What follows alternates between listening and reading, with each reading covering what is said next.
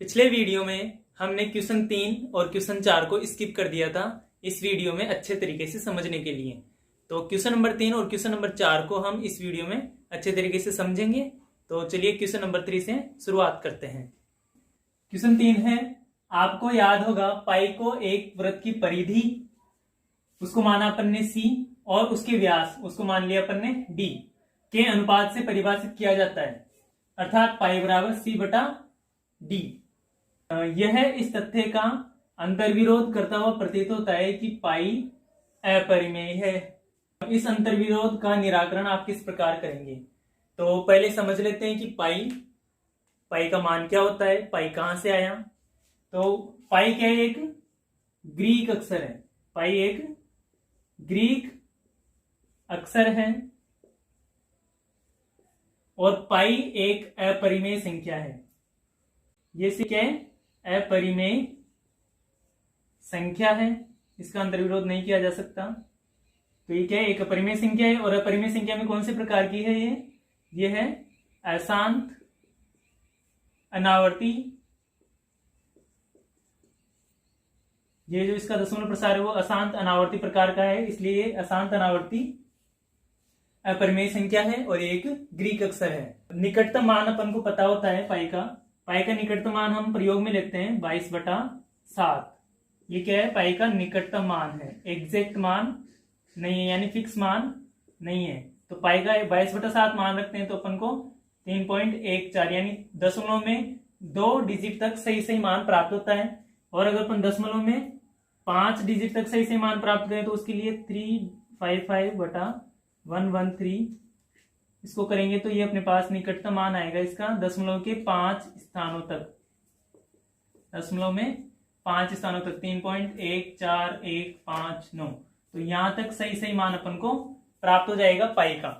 तो ये अपन क्या है? अपन मानते हैं और इनको क्या है? ये निकटतम मान है, ये एग्जैक्ट मान नहीं है पाई का। और कुछ वैज्ञानिक ऐसे हुए जिन्होंने पाई का मान अपने हिसाब से कैलकुलेट करके बताया, जैसे कि आर्यभट्ट ने बताया पाई का मान 3.1416। आर्यभट्ट जो कि गणितज्ञ रह चुके हैं और खगोलविद भी रह चुके हैं, तो उन्होंने पाई का मान 3.1416 बताया। इसके बारे में एक तथ्य और है, वह तथ्य यह श्रीनिवास रामानुजन जो हैं उन्होंने पाई का मान अपने हाथों से दशमलव के 1 लाख स्थानों तक खुद पता किया था। और ये जो क्वेश्चन है, इस क्वेश्चन का आंसर इस प्रकार से अपन लिख सकते हैं कि ये इसका कोई अंतर्विरोध नहीं है, क्योंकि पाई एक अपरिमेय संख्या ही है। तो जब भी हम स्केल से कुछ मान नापते हैं और लिखते हैं तो वह मान उसका हमेशा क्या होता है? एक सन्निकटित मान होता है, उसका एग्जैक्ट मान नहीं होता है। इस प्रकार से जैसे कि ये C और D है तो इसका अपन अनुमान नहीं लगा सकते कि ये अपरिमेय है। तो इस प्रकार से ये क्वेश्चन होता है। तो अगला क्वेश्चन करते हैं, क्वेश्चन नंबर 4। क्वेश्चन नंबर 4 है, संख्या रेखा पर √9.3 को निरूपित कीजिए। ये सवाल अपन ने पहले किया हुआ है, पर ये उससे थोड़ा क्या है? अलग है। अपन ने पहले जो किया था वो √2, √3, √5 इनको अपन ने संख्या रेखाओं पर अभी वाला जो सवाल है ये सवाल थोड़ा अलग है। इसमें √9.3 को संख्या रेखा पर निरूपित करना है। तो इसके लिए अपन एक पैटर्न समझ लेते हैं, एक फॉर्मेट समझ लेते हैं कि इस तरीके के सवालों को अपन किस तरीके से कर सकते हैं। इसकी फर्स्ट स्टेप लेते हैं अपन। फर्स्ट स्टेप होगी इसकी x बराबर ले लेंगे अपन 9.3, ठीक है। तो अपन एक रेखाखंड बना लेंगे, जैसे रेखाखंड का नाम देता हूं मैं, रेखाखंड AB का नाम दे देंगे इसको, ठीक है। तो ये हो जाएगी 9.3 इकाई, ठीक है। तो अपन यहाँ पे जैसे बना लेते हैं एक रेखाखंड AB, इसका मान लिया अपन ने 9.3 इकाई, ठीक है।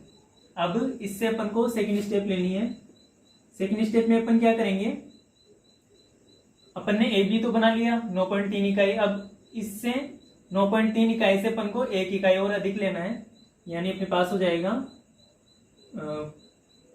B से C लेना है अपन को 1 इकाई, नया बिंदु बनाना है C। यहां पर हो जाएगा C, इसको ले लेंगे अपन 1 इकाई सेमी, ठीक है। तो अपने पास AB हो गया और BC हो गया। थर्ड स्टेप में क्या करेंगे अपन, तीसरी जो स्टेप होगी उसमें अपन लेंगे AC का मध्य बिंदु ज्ञात करेंगे अपन।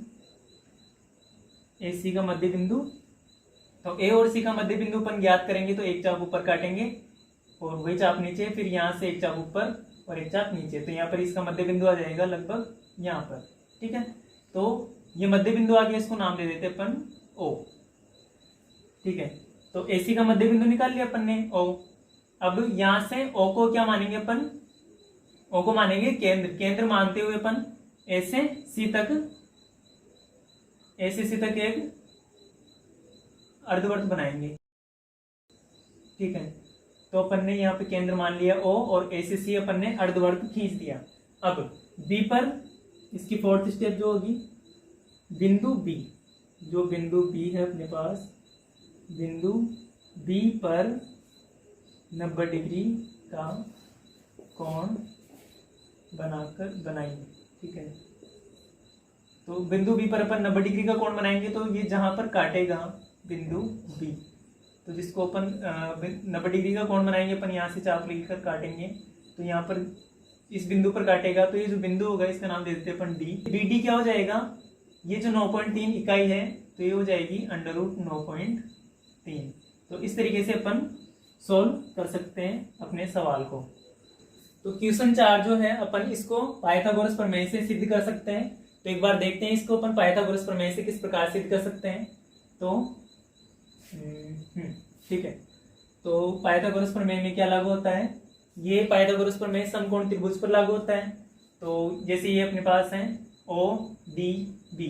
ODB, इसको मैंने अलग लिख लिया है, एक समकोण त्रिभुज है, तो इसमें से अपन को निकालना है BD, यानी ये BD की जो लंबाई आएगी वही अपने पास क्या हो जाएगा, √x हो जाएगा, और यहाँ से यहाँ तक जो होगी वो पूरी x होगी। ठीक है, तो अपन लेते हैं इसमें जो त्रिज्या है अपने पास OA हो गई, और O से D तक हो गई, और OC हो गई, तो ये तीनों क्या हो गई, त्रिज्या। तो इनका मान निकाल लेते हैं एक बार, OA, OC और OD। तो इसको अपन लिख सकते हैं A से C तक क्या है, AC क्या है अपने पास, व्यास का आधा हो जाएगा त्रिज्या, तो मैं लिख सकता हूं इसको x + 1/2, यानी AC का आधा क्या हो जाएगा, AC तो पूरी हो गई x + 1, तो AC का आधा हो जाएगा x + 1/2। ठीक है, तो ये अपने पास हो गया। अब अपन को निकालना है O से B तक की दूरी, निकाल के देखते हैं एक बार। OB जो आधार है अपना, इसकी दूरी निकालेंगे अपन, तो ये हो जाएगा AB में से AO घटाएंगे तो अपने पास OB आ जाएगा, तो मैं लिख लेता हूं इसको AB -